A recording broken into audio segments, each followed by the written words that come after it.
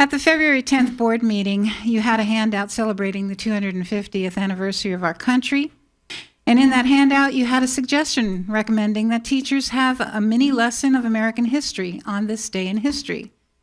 This month's scholar and present-day American hero, Professor of American History, Heather Cox Richardson, is in the process of creating mini lessons in American history, and it's called We Are America. I have cited the link in her introduction of the series, and I'll be sending that to you.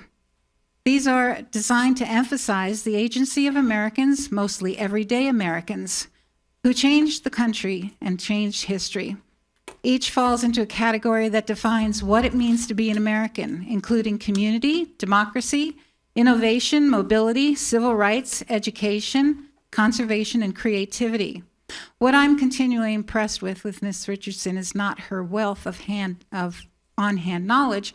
It is her enthusiasm for research of primary sources and explaining why this seemingly small piece of history matters in the big picture of our lives. She emphasizes how everyday Americans have made America what it is today. She gives a gold standard to knowing what historical information is based in, that it's based in factual information and not opinion, conjecture, or biased rhetoric. These vignettes of slightly more than a minute of American history are told by individuals that are from a gamut of backgrounds: writers, politicians, artists, engineers, educators.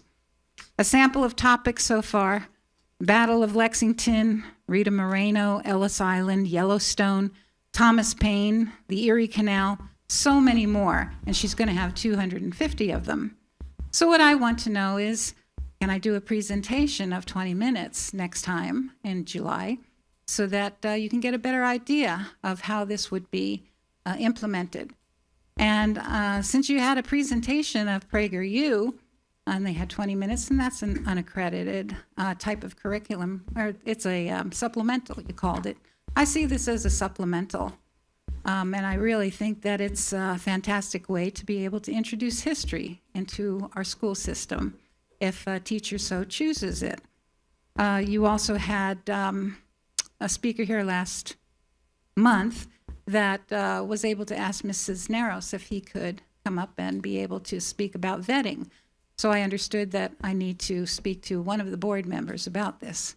So if you would consider that, I would really like to be able to present it at the next board meeting. Thank you. I'm speaking tonight also in support of the excellent proposal by Ellen to utilize the 250 to 250 history video series in our local Kern County classrooms. Earlier this year, the board, I believe it was February, expressed enthusiasm with a handout encouraging teachers to open their classes with a short daily history moment. This 250 to 250 video series would be the perfect solution for that. For those unfamiliar with her, Heather Cox Richardson is a highly respected professor of history currently at Boston College, well known for her daily letters and books on American history, and she's widely recognized for her ability to make history accessible to a broad audience. Looking around this room, I believe that many of you would fondly remember the series called Bicentennial Minutes, but to refresh memories, or if you're younger generation, Bicentennial Minutes was a series of short 1-minute educational TV segments that aired on CBS July of 1974 to December of 76 to commemorate our 200th anniversary of the American Revolution. Now, to honor the 250th anniversary, Cox Richardson has launched a series of 1-minute videos that highlight the people, places, and events that helped us move to a more perfect union. The videos were designed to emphasize Americans, mostly everyday Americans, who changed our country.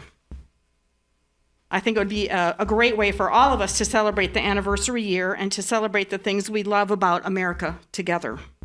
Some of the stories highlighted include Women's Armed Services, Yellowstone Park, the Acadians, just to mention a few. Some of the topics that are my personal favorites so far, the series has just been the last 2 weeks, daily series, include information about Ellis Island, Rita Moreno, the Charter Oak, the 1960 Rat Pack, yeah, those guys in Las Vegas, There's a segment on that.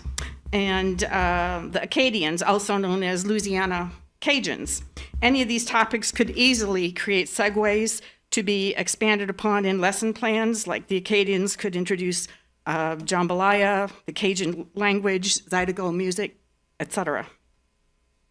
Much like how bicentennial minutes impacted an earlier generation with 1-minute historical tidbits, now the 250 video series offers our nation and our current students bite-sized, digestible history and offers the opportunity to our students to be more engaged in civics. This patriotic project is a wonderful resource for our current teachers to celebrate in our classrooms what we love about America and help us stay proud about what our country stands for. After all, it is we the people, and this video series is a marvelous opportunity to learn more about the extraordinary individuals who invested the time, energy, and passion to make this country great, a celebration of the true American spirit. Thank you, Madam. Thank you. Thank you. Reverend Angelo Frazier. These will be amusing, Gertrude. Oh, I hope so. Thank you, Board. Just a couple things. I'm going to address, I think one of my posts got sent around and had vulgarity added to it and all kinds of stuff. And there was actually even a veiled threat for me showing up here today if I show up here today. So I'm going to read what my post actually said. And if I had my wish, we wouldn't name our months at all. I don't think there are enough months to do what we need to do. But I said this: we need an awakening of truth and morals in California, referring to the Happy Pride Month post. Said, these types of pride celebrations, in my opinion, are destructive to mind, body, and spirit. A healthy understanding of sex and sexuality will bring freedom to those who are trapped in the ideology of Eros. Said, prayers for us all, for we are all sinners needing to be saved by the grace of God. And then I said, if we must celebrate a month, then why not? There are other options. June is Life Month, Nuclear Family Month, Veterans Month, or Title IX Month. I am a resident of California, Bakersfield, and I will go where I need to go to do what I need to do to speak freely. I just want to let you guys know that there are people out here that are threatening people that come down here and speak freely. I will not be intimidated by that. I'm going to speak the truth in love. And thank you for your time. Thank you, sir. What a performance. Good evening, Superintendent and trustees. Thank you for allowing me to speak. On June 1st, KCSOS posted Happy Pride Month on their Facebook page. The post had a paragraph with the word, today and every day, let's stand together as allies. This is a political statement showing favoritism. This does not represent all people in Kern County, myself included. I do not support KCSOS posting political statements on social media using my tax dollars. Where was the recognition or uplifting post on Memorial Day or Veterans Day for hundreds of thousands of soldiers who lost their lives defending our freedom? KCSOS needs to rethink posting political statements when they are not representing Kern County citizens who fully fund their existence. Thank you. First off, I'd like to congratulate Superintendent Mendaburu on his election, and I would like to thank the KCSOS for recognizing Pride Month. And I wrote that before I heard that. On May 20th, 2 days following the murder of 3 persons at a mosque in San Diego, Trustee Mary Little posted on The Children Matter, a Facebook group that she manages, a false claim that the 2 teen shooters who carried out the killings were a transgender couple. It took me literally seconds to source several credible fact-checking and legitimate media sites to find information proving the information posted by Trustee Little was false. In the post, we see the spread of false information shared recklessly and intentionally that confirms her own personal bias against one of the most vulnerable and targeted segments of our population. The hostility by certain MAGA-deluded members of this board toward the LGBTQ+ and trans communities is well established. It was just too good to be true, wasn't it? The killers were trans, except they weren't. Real facts reported by the FBI, major media outlets, San Diego authorities, and the terrorist-owned manifesto revealed the 2 teens were radicalized online, possessed hatred of virtually any non-white ethnicities, Jews, Muslims, women, and gays, and supported neo-Nazi and white supremacist ideologies. They worshiped mass murderers and serial killers and adhered to the same white replacement conspiracy theory that is the cornerstone and defining characteristic of the MAGA movement. As mean-spirited, as irresponsible as Trustee Little's hatred-affirming post was, her follow-up post, in which she doubles down in defending it after being informed by several responders that it was not true, may have been even worse. In it, Little engages in the disinformation practice that has become endemic to MAGA in advancing its false information. She suggests that viewers evaluate all the information, including her false information, and come to their own conclusions. In other words, she assigns equivalence to both accurate information and false information. No such equivalence exists. The viewer doesn't get to choose and assign a reality that fits their own agenda. Why do I bring this up to tonight's meeting? Because you folks are elected public officials, and important ones at that. This is not a small-town school board. Your identity is tied to that elected position, and your actions and behaviors, both in this chamber and outside, reflect that responsibility. Trustees possessing this hostility against this or any vulnerable population of students should not be sitting on school board. I'll conclude with this related matter. I received a copy of an email sent by Trustee Little to a constituent who challenged her posting of the false Facebook claim, in which Little, on the KCSOS public email system, advised the constituent not to contact her by email. To Trustee Little and to each of you, you're elected public officials. You work for us, not the other way around. Thank you. Dr. Mendenborough, I find it crazy that you get that the veterans, Memorial Day, the veterans get 1 day, Memorial Day gets 2 for those that died in war. They get 2 days. Mothers, fathers, presidents, and other great people of the country get 1 day, and you've not mentioned those people in any of your addresses.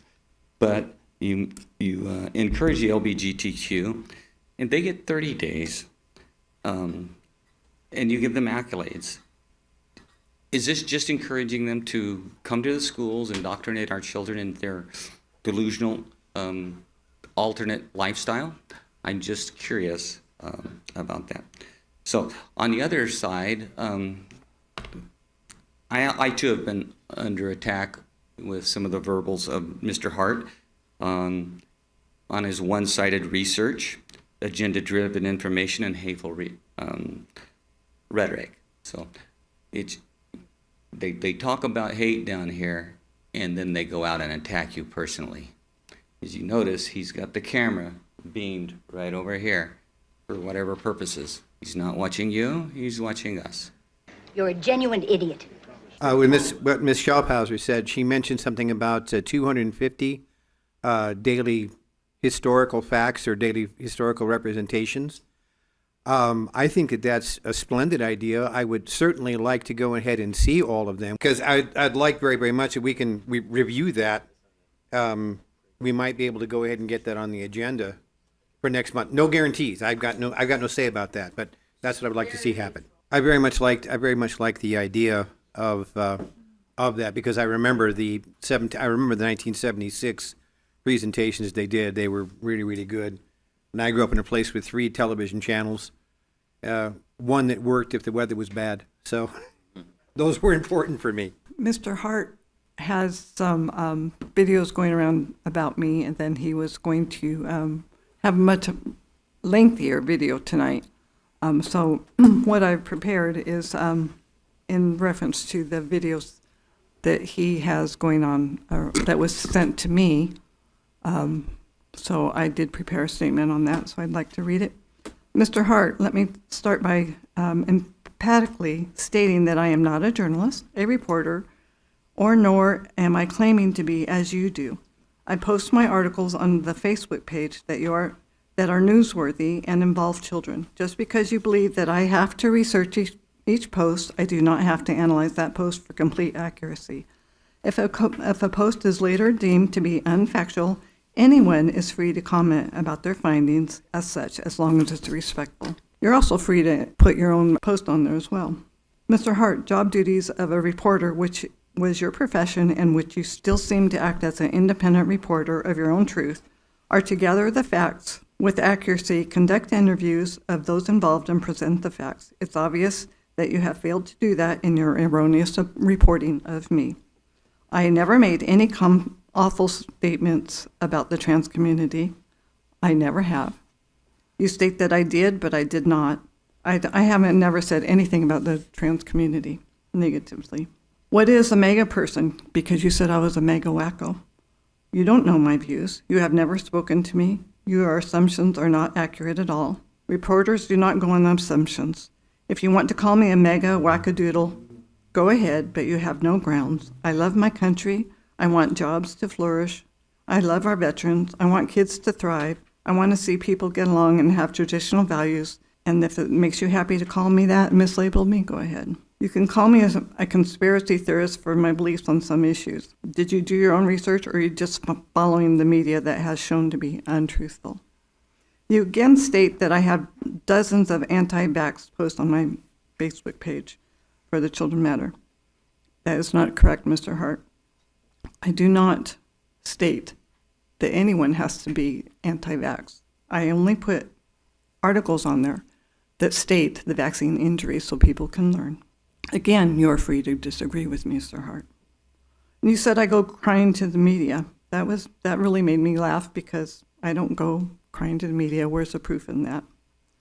On May 20th, I did post a reported transgender couple who killed people in San Diego. There were initially many accounts of this, so I posted it. It is not in hostility that was posted, so again, you are wrong.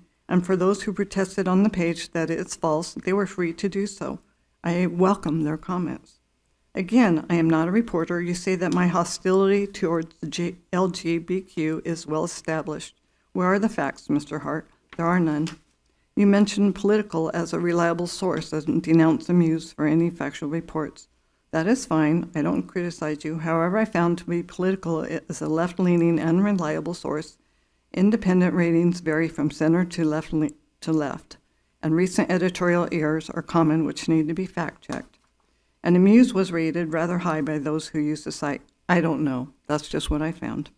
You say that I doubled down on my last post in question. Again, you are incorrect, as you go on to state in your rant exactly what I posted on the Facebook page.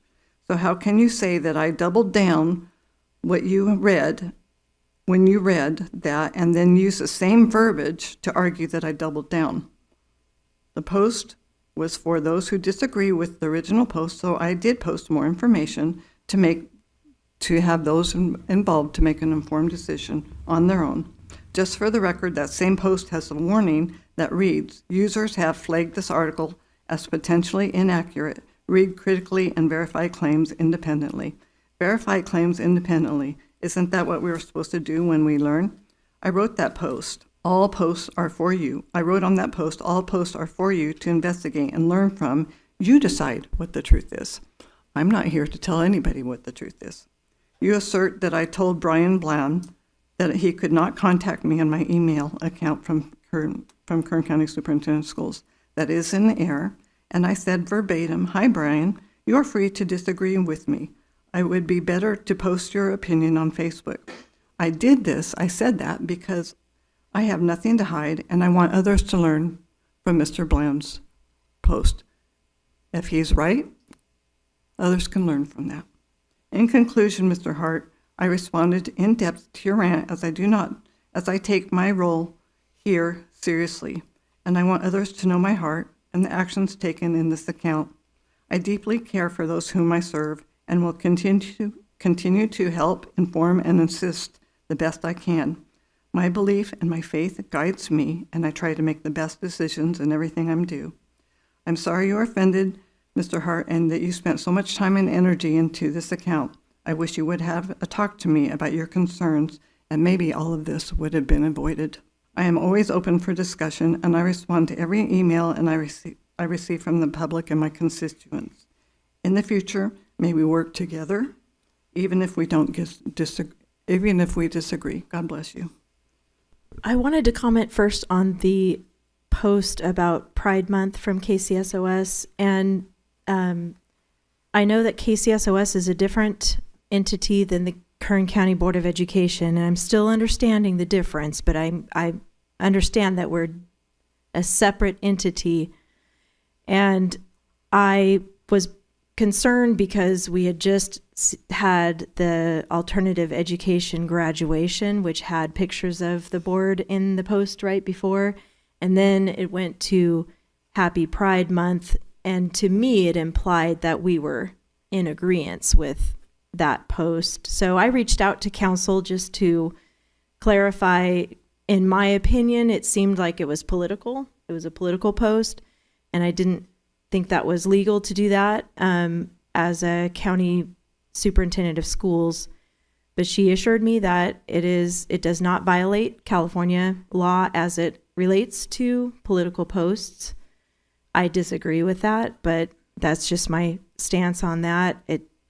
Let's just stick to educating our kids and making sure we celebrate their achievements, which we do, and KCSOS does as well. Those are just my 2 cents on that post. The world is a stage. The stage is a world of entertainment.